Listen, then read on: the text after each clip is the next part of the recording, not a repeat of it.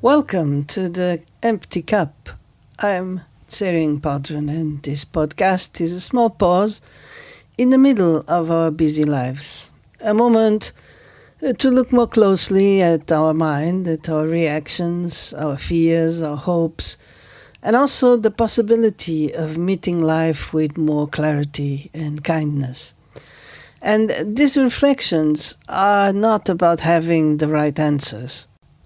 There is no right or wrong here. They're just invitations to slow down, to question the things we assume, and perhaps be more open to the simplicity of the moment. So wherever you are, just take a breath, hold your empty cup, and let us pour some tea for thought.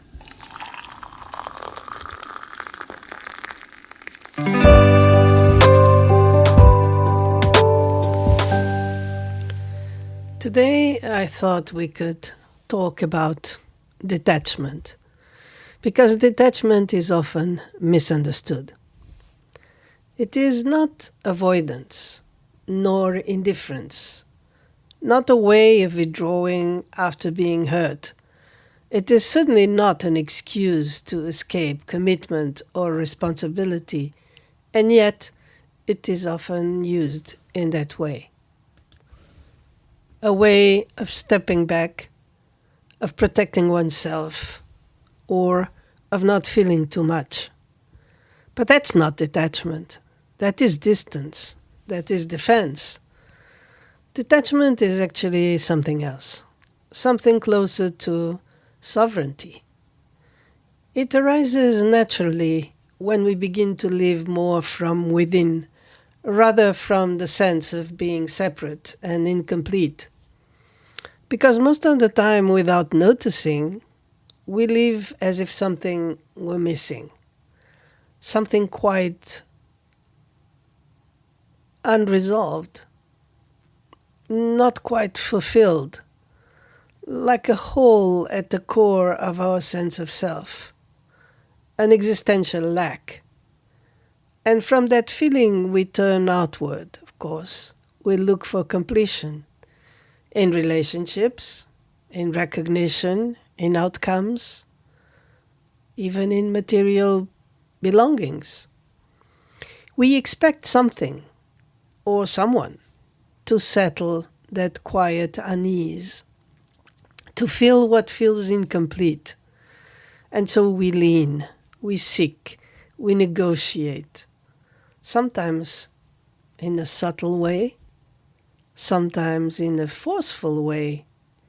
We adjust ourselves, we adapt, we compromise, we invest, and often we pay a price.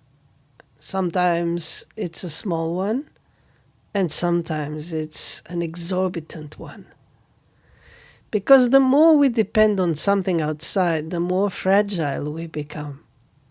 Our balance depends on conditions, on how others behave, on how situations unfold, and life is not stable. Everyone is pursuing their own interests first, and loyalty changes. Everything moves constantly, changes, doesn't conform to our expectations. So inevitably, there are moments of disappointment, moments where what we hoped for doesn't happen, or what we feared does. And in those moments, something becomes visible, the extent of our dependence, the places where we were leaning. And often the reaction is to shut down, to withdraw, to protect, to say, I don't care anymore. But that is not detachment. That is a reaction, a movement away from pain. True detachment does not arise from hurt. It is not something we decide in response to disappointment or pain or suffering.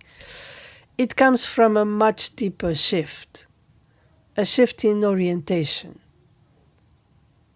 where slowly the movement of seeking completion outside begins to soften. Not because we reject the world, not because we renounce relationships or experience, but because we begin to see more clearly that nothing can truly settle what feels unsettled within. And this is not a pessimistic view. It is a rather liberating one because it frees others from the impossible task of completing us. And so we turn, not dramatically, not as a decision, but quietly, we turn inward. We begin to sense that there is something more stable, something not dependent on circumstances, not dependent on how things go. A ground that is already present, a kind of inner refuge. Not something we create, but something we begin to recognize. At first, this may feel unfamiliar because we are used to moving outward, to referencing ourselves through the world, but gradually through practice, through moments of stillness, through simple presence, this inner ground becomes more evident, more accessible, less abstract, and more familiar and even comforting. And from there, something changes. We no longer need to hold so tightly. We no longer need things to go a certain way in order to feel at ease.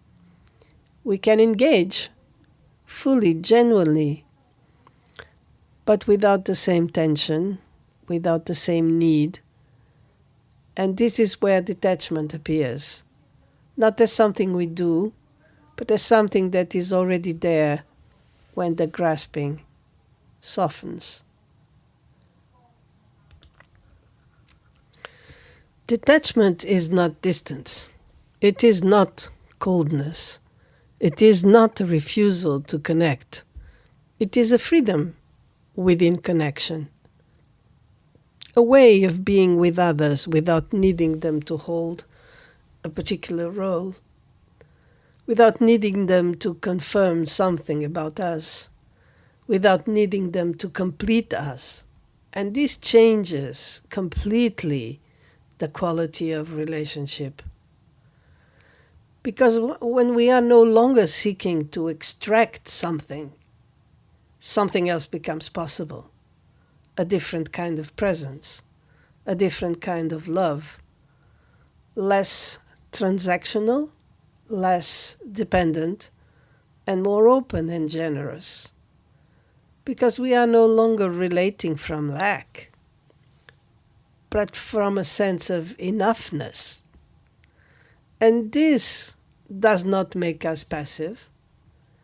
We can still care deeply, probably even more deeply. We can still be involved. We can still say yes and we can still say no. Detachment does not remove clarity, it refines it. It allows us to act without being driven by need,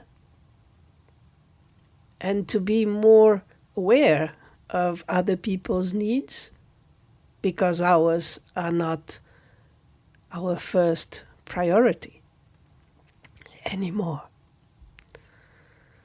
There is a lightness in detachment, a kind of simplicity, a relaxation also, because finally we are not driven by fear and expectation. So we can be fully present without having to secure anything, without having to guarantee anything, without having to control the outcome. And perhaps this is why detachment is often misunderstood, because, and maybe not just misunderstood, sometimes even feared. I have noticed how often people react when they hear about this idea of detachment. They feel threatened by it. Because from the outside, it can look like distance or indifference. But from the inside, it feels more like freedom, like space. A freedom to be with what is, to actually meet the person without an agenda, to meet everyone without an agenda, without resistance, without fear, without hope or expectation, without grasping, without fear of losing something that we actually never possess or could ever possess. We can still be detached, but not closed, not withdrawn, still tender, still warm, still deeply human, and perhaps even more so. Because in that space, in that freedom, something shifts in the way we love. What was once a negotiation slowly becomes a giving. And not an overgiving, because overgiving comes because of our sense of lack, because we are negotiating, hoping to obtain something from the other person. So we are willing to pay an exorbitant price even, if whatever the person is supposed to give us seems worthy of the effort. So once all of that disappears, we can be giving to the extent of what is appropriate, because we are now not expecting anything in return.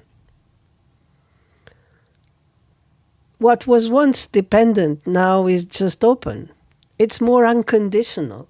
It's not perfect, and probably we won't get there, but it's anyway freer for everyone involved, ourselves as well as others.